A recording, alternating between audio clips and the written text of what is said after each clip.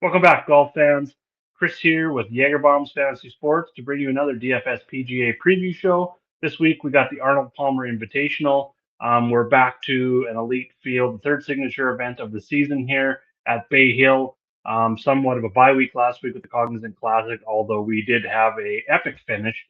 Shane Lowry, three-stroke lead going into hole 16. Plunked two in the water on 16 and 17, ended up giving it away. Nico Echeverria ended up grabbing that win.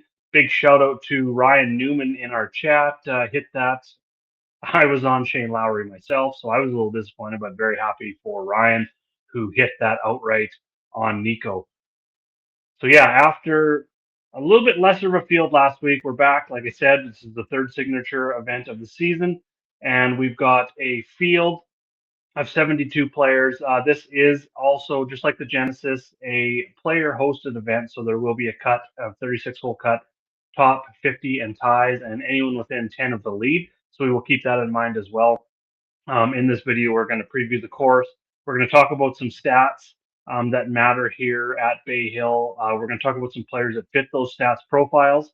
We're going to go over some stuff on the sheet here as well, looking at signature events, current form, putting on Bermuda, all kinds of stuff like that. We're going to preview the weather. But before we do, if you're new to Jaeger Bombs Fantasy Sports, you're not a member yet, there's a few options for you. We do have free content going out throughout the week for anyone that goes over to patreon.com/JagerBombs, signs up for a free trial. We do have some golf content on there usually every week as well. Usually it's showdown stuff on the weekends. But if you are looking to grab a copy of the cheat sheet, right now we've got, I believe, 3 days left on our limited time offer for $5 for the first month. You're not only getting our PGA content, which is our cheat sheet that we're going to go through today with all of our top picks, cores, betting and props, pick six plays, that sort of stuff. You're also going to get all of our content of our all sports package, which includes NASCAR, MLB, which is starting right away, NBA, NHL, college basketball, getting into March Madness here, tennis for mostly for the majors. We've got UFC 326 this weekend, so there's a lot going on. So for $5, can't really beat that price to grab all of our content, get into our Discord, discuss with our coaches, go over lineups, that sort of stuff. To get that deal, head over to Jaeger Bombs Fantasy Sports, which is on Patreon, patreon.com/JagerBombs. Grab that all sports package and use promo code Jaeger5, Jager number 5. All right, without further ado, we're going to jump into the sheet. Let's first talk about the weather here for this week. We've got looks like pretty decent weather, which is going to be good because the course is already, we're going to get into the course here for a minute, but it is one of the toughest tests on tour. So you add any wind to this whatsoever, and it's going to turn it into an absolute nightmare. But looking at Thursday, Friday, sustained winds of between 7 and 10 miles an hour pretty much for the whole entire weekend. We do see some gusts early in the morning and then late at night. So maybe the morning guys, early morning guys, are going to see a little bit more in terms of the gusts. Those sit around 20 mile an hour pretty much for the whole weekend as well. So not too terribly bad in terms of the weather. So the next thing we're going to do is we're going to kind of go through, try something new here. I've got a little bit of a video going hole by hole of the course, and we're going to talk about kind of what skills, what skill set, and what kind of stats we're looking for in our model this week, and then we'll kind of jump into the cheat sheet and go over those stats. So, like looking at hole one, we've got a dog leg left with protected over here on the right by that bunker. We've got bunkers all around the green, which could be pretty crazy. The greens, just going to slow this down.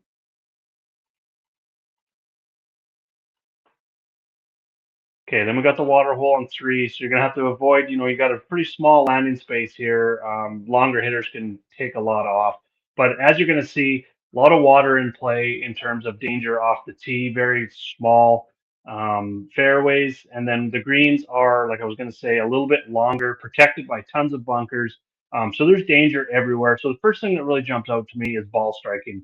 When it comes to off the tee, we're going to want to have a combination of distance, which is going to really limit how many 200 plus yard approaches we're going to have because those are going to be Those are very, very difficult coming from over 200 yards into these greens, protected by bunkers everywhere, as well as water as well. Now, you're also going to need a lot of accuracy. So off the tee, we're looking at more of a total driving because the distance is going to matter. But if you are off with your accuracy and you're in this thicker rough, it's going to be very, very penal this week. It's listed at 3 inches, but it's probably going to get a little bit more than that. A lot more penal than we've seen last week at the Cognizant.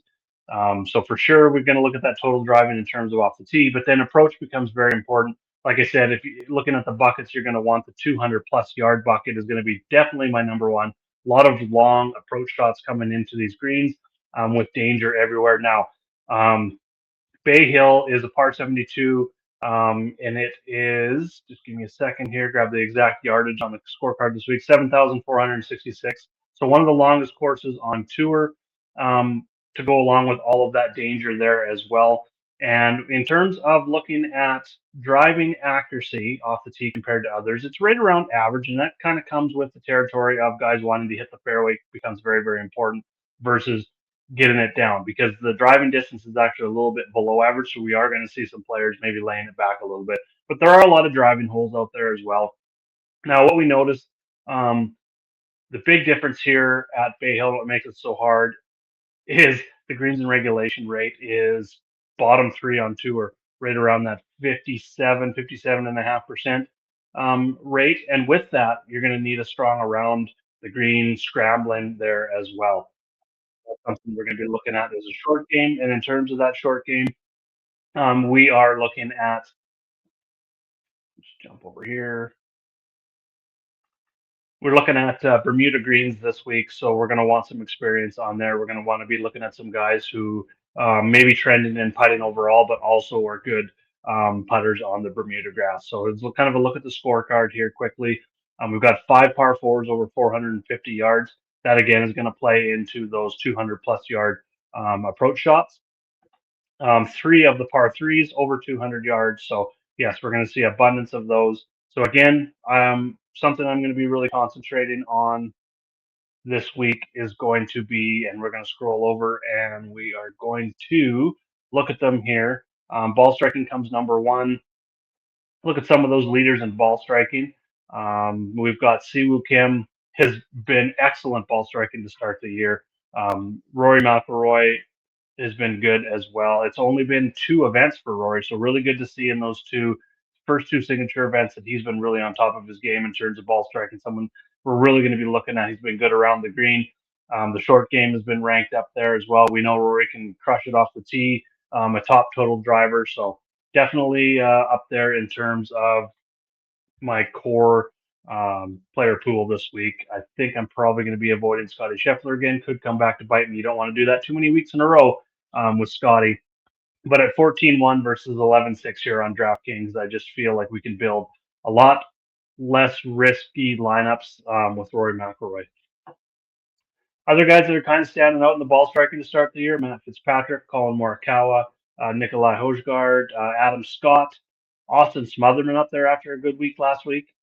Chris Goddard up as well. Got a couple wins on the tour so far this year. Ryan Gerard kind of let everyone down a little bit last week. He ended up with a top 25 at the end of the day, but him and Lowry were favorites to win. So Lowry kind of paid off his price, even though he didn't win, but Gerard disappointed. So maybe someone you want to get back on in terms of he let people down. You kind of looking at that narrative where maybe the ownership's going to be a little bit lower. Pearson Coody stands out on here. Kurt Kitayama, Scotty Scheffler, obviously, and Shane Lowry. And then we've got Joel Damon and Ryo Hisatsune. So there's only 18 players in the field right now that are averaging over 1 stroke ball striking when it comes to per round. So we'll look at that. The other thing I said, obviously, with that greens and regulation rate, that's going to be a lot lower here than at other events. Around the greens is going to be very, very important this week. So we look at guys with good short games. So overall, we're looking at short game, which is a combination of around the green and putting. Like I said, this week we're kind of be looking at putting on Bermuda. I don't have that rate on here, but looking at short games in general makes a lot of sense. Who's number one? Tommy Fleetwood. Absolutely red hot right now. We go back and look. He's got 5 straight top 7 finishes. He's got a win in there. It's been a really excellent start to the year. He is one of, if we go over to the signature event history page here, he is one of just 3 players to have top tens in both of the Genesis and Pebble Beach, the signature events so far this year. So he's been red hot. That short game, I think, is going to come into play. Um, whether he's going to have the iron game to contend for the win again, it is yet to see. That's probably been his low point of his game, but he's still well above average here in terms of strokes gain approach. It's that short game though that really interests me, especially around here where the greens and regulation rate is going to be a little bit lower. From a value perspective, Taylor Moore makes a lot of sense. Um, He's got one of the better short games, second in strokes gain around the green. He's doing very well at the putter as well. Decky, we all always know about Decky around the greens. He's one of the elite players, short games. Keegan Bradley's been really good around the green. The putting has been off. Kind of similar story as JJ Spawn down here. But then, are we getting back on Harry Hall? Only 7,100. He's got an elite short game that may come into play here at these harder events versus these birdie fests where he's just kind of really let everyone down, including myself, who drafted him in the Fantrax Golf League this year. But besides the point, Ben Griffin in there, JJ Spawn got her up. Minwoo Lee in there stands out as well. He's been very solid with both around the green, scrambling, and then also putting as well. Same with Alex Noren and Jason Day. They're both very positive on both of those aspects, stand out in short game as well. Talked about the total driving. So I'm just going to rank the total driving here and look at some of those guys. Now, Minwoo Lee, there's kind of looking at players that are both good, like I said, in distance and accuracy. It's going to save you a lot. Not that you don't need that. If you've got a distance player, you're just going to maybe drop your proximity buckets down to that 175 to 200. And if you're looking at short players, you really, really want them to be solid with those 200 plus proximity buckets, which we'll look at next. But if you've got a guy who is up there in distance, averaging over 300 yards per drive, and he's also accurate off the tee, that's just checking more boxes off the list and maybe moves him a little bit more up the rankings. And on the sheet here, I've explained it in the past. You can see it in the tutorial. It's a customizable model. So over here in the orange is the rankings of all the raw stats that we're looking at here. And then if you make your own copy of the sheet, you can go ahead and adjust all of these weights above each stat to what you want. And sometimes what I will do is I will take a copy of the sheet like I did here, copy of the cheat sheet, and I'm just going to adjust these and make 2 or 3 different models, and just kind of see of those 2 or 3 different models, and I do try and make them quite a bit different, and just compare who's showing up in the top 10, top 20 of each of those models, and just kind of cross-reference in that way. It helps the research when coming together with those player pools. And then at the end, we have the overall stats model combined with the rest of the information like history, signature event. I'm going to put some weight on that this week. I'm just going to go and do that right now. Change that up. The pre-tournament odds, average finish last 5 events, average finish last 10. And then as we get into the event, we've got live odds throughout the rounds to help with showdown. We've also got live stats. And then those stats, the model kind of shifts as we go into the weekend, and they kind of concentrate a little bit more on showdown and round by round matchups. All right, so like I said, we're going to look at some of those players that do stand out in distance plus accuracy.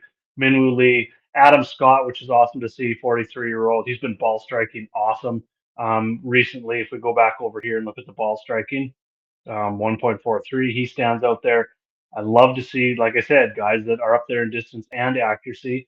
So he's going to be in my player pool this week for sure. Minwoo Lee stands out. Another reason for him is the short game. So while the irons have maybe been a little bit off of Minwoo Lee, the short game has been elite, and he's got the distance, top 10 in distance here, as well as accuracy off the tee. Other guys, you see there's not a lot of guys that really stand out in both categories. So when you're looking at one and maybe like Jake Knapp is good distance, but the accuracy isn't there, we want to make sure a player like that's got a good short game. Well, he definitely does. Much better with the putter, obviously, than around the green. So kind of tread lightly, I guess, with Knapp in those concerns. Now, a guy in terms of Corey Connors, very accurate off the tee, but doesn't really have a ton of distance. I mean, he's still averaging 300 yards off the tee, but the carry there is only about 276. So kind of look at him as more of an accuracy ball striker type guy, a little bit less distance. We want him a player like that to stand out in terms of the long iron proximity, which he doesn't really. He's a little bit better than average, but not completely. So something we're going to look at next is just look at that proximity bucket of 200 plus, and I'll even slide the 150 to 175 beside it. Siwoo Kim, obviously, like we showed, he's not up there in ball striking. His irons have been red hot to start the year, so his pretty much every proximity bucket's been hitting. But he's top three in both 175 to 200 and 200 plus, absolutely elite. Value down here in Ryan Fox, fifth in 200 plus, eighth in 175 to 200. All these guys are top 25 in both, right off the top here, from Adam Scott up to Matsuyama. All of those guys are on my radar. Maybe not so much Lucas Glover at 6,200. I don't think we really need to go down there unless you're building around Scotty Scheffler. You're really going to want to dig into that low 6K range, because you're probably going to need 3 or 4 players in the 6K range or low 7Ks to be able to make that work. And that's another reason why I just don't like the risk. Scotty's going to have to win by a lot for me to feel comfortable rostering like 4 guys way down there. I'd rather build a little bit more balanced of a lineup with Rory, who I think has the same upside right now. Um, Coming in, I think like his putter was getting a little bit better, and he was first in tee to green at the Genesis. So that's why Rory's probably my number one overall play this week, and I'll be building around him. And I'm probably going to have 40, 40 to 50% exposure in my 5 to 10 lineups. So that's why I'm looking at that. Other guys that may stand out here in both of these, inside, say, the top 20, Cameron Young is looking good in both stats here. He's a little bit longer off the tee, so we can kind of dip back into that 175 to 200 as well. So I like to see that. Harris English, 26th and 15th. Um, the odds really like him this week. And, if we're looking at course history, he's got a runner-up here in 2023, a top 10 in 2020. So he's been fairly consistent here, and he's also flashed a lot of upside. So at 8,900, I don't think he's going to be super high owned. So definitely can try and get him in your lineup there as well. Matt Fitzpatrick's number one from 150 to 175. So dip back a little bit into these medium range, but he's pretty solid across the board here. Adam Scott's been solid with his irons. Ryan Fox all the way through. Some guys that have just been better as, say the distance gets longer. Cameron Young has struggled a little bit with the short irons, but the long irons have been absolutely awesome. Hosgaard kind of jumps around here, so you just kind of want to look at that a little bit. Siwoo Kim again, the 150 to 175 surprisingly hasn't been that great, but he's been elite accurate from 175 to 200 plus. Okay, another thing I want to look at here is the signature event history. I will go back and we'll look at this tab here for a little bit. We've had 2 signature events so far this year, Genesis and Pebble Beach. I did add this tab to the last signature event, and I'm going to keep updating this throughout the season. So, in terms of average finish, no one beats Scotty. Look at these results since the start of 2024. He's got 2 finishes outside the top 10, and it's 11th and the 12th. Absolutely incredible. 87% top 10 rate here. 5.3 average finish in these signature events is just absolutely incredible. I can't say enough about it. Other players that have multiple wins, we've got Rory McIlroy's got 2 wins here. Pebble Beach last year, Wells Fargo in 2024. He's got he finished, like I said, runner-up at the Genesis, 14th at Pebble Beach, and then he's actually got 7th or better in 3 of his last 4. So he really shows up to these. Looking at 2024, it wasn't that great, but ever since mid 2024, he's been absolutely elite, right up there in Scotty range. So that's another reason why I kind of like saving that 2,500 to 3,000 on DraftKings and going with Rory McIlroy. Colin Morikawa, really awesome to see. He won Pebble Beach, and then he followed that up with the 7th at Genesis. Awesome to see a comeback for him. And the big thing for him, he's always been elite on his iron play, been up there in ball striking. I think he has gained strokes both off the tee and approach in all 4 events that he's played so far this year. Awesome to see. The putter has progressively gotten better. And when he even putts tour average with how elite his irons have been, he's contending. So if he even gets up there and gains half a stroke to a stroke putting, look out. Colin's going to be on the leaderboard come Sunday. Patrick Cantley, surprisingly, is right up there with an average finish under 20. No wins, only 5 top 10s, um, but very, very solid results here. Still, I want to see a lot more upside. It seems like every time I play Cantley, he just slides into that top 20, top 15 to top 25 type range. And for his price, we want a lot more upside there. So not really on him this week. Tommy Fleetwood, talked about him. Most definitely on my betting card this week. High on him in DFS, just all around Tommy Fleetwood week. He's got 7 top 10s in the 17 events, a 41% rate. He's got 3 straight seventh or better, seventh and fourth. Like I said, he's one of 3 players to finish top 10 in both signature events so far this season.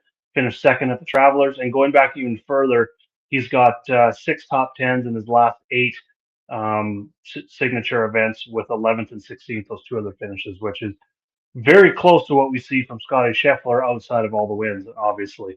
But excellent form in the signature events there. He really gets up for these events. These are also guys that we're going to want to look to when it comes to majors. I know I wanted to single out the signature events just because of the no cut, besides the 3 player hosted events. But they are a little bit different than majors because we've got the full cut in the majors. So we will have a majors breakdown once we get into the Masters, the U.S. Open, PGA, and the Open. I'll have a tab for that as well. But for these events like this, Justin Thomas surprisingly cracks that top 10 still an average finish. He wasn't in Pebble Beach in Genesis, so nice to see him back out there. He finished ninth in his last signature event, and then he had a runner-up at the Truist, and he won the RBC Heritage last year. So I think there's a lot of upside there. I don't know what people are going to be thinking, but it feels like I'll go back and look at his price here, Justin Thomas. I will sort by price the other way. 7,600. I mean, that's an excellent price. He's a little bit lower in my rankings just because he doesn't have any registered stats so far this season, so that's not really showing up. He's probably closer to, in my model, somewhere around that, I would say 18th to 25th. Somewhere in there is where I would realistically put him if he had stats covering here. Pretty good results here, 36, 12th, 21st. So, I mean, nothing special, no top 10s, but he's been solid. So looking at Justin Thomas this week, I think there's always upside with him, but there's always, a lot of downside too. It all really depends on, how he's hitting it off the tee. See if he can hit those fairways. If he can get the ball in the fairway, I think we can definitely see Justin Thomas pop in the leaderboard this week. Maybe some value guys that have been standing out in terms of the signature events. He's only played 3 events, but Keith Satsune's got an 8th at Pebble Beach, looked very good. Disappointing at the Genesis T45, so we're going to see that variance with him for sure, but very solid there. Sung Jae Im's back this week, more of a GPP, low exposure guy just because he hasn't really played since the fall. We've got Shane Lowry. Are we getting back on Shane Lowry after the collapse last week? He seems like a guy that probably is not going to let it hurt him too much. 8th and a 24th in the events here so far. And then when we go look at Lowry, he's 10th in the overall model. He's got top 10s in the last 2 years here at Bay Hill, and top 10s in 2 of his last 3 events overall. So outside of the collapse in 16, 17, really honestly, 2 shots. Do we really want to get off Lowry? And, because he kind of checks a lot of those boxes? I don't think so. I think we want to get right back on the Shane Lowry train. All right, and if you want to check out, I've also put together some signature event strokes games. So you can come and check that out. That's kind of all going back to 24 again. It lines up with this, and I'm probably going to merge them in the future so we can see it all on one tab. But for now, we've got strokes gain and signature events. We've got signature event history. Later on today, I will be finishing my playbook. Here's the top guy in each right now: Rory McIlroy, Bridgman, 7,700. Which Bridgman? Going to go back over here for a second. Bridgman is one of those players, one of those 3 players to finish coming off the win at the Genesis. He was 8th at Pebble, one of the 3 players to finish top 10, both of those events this year.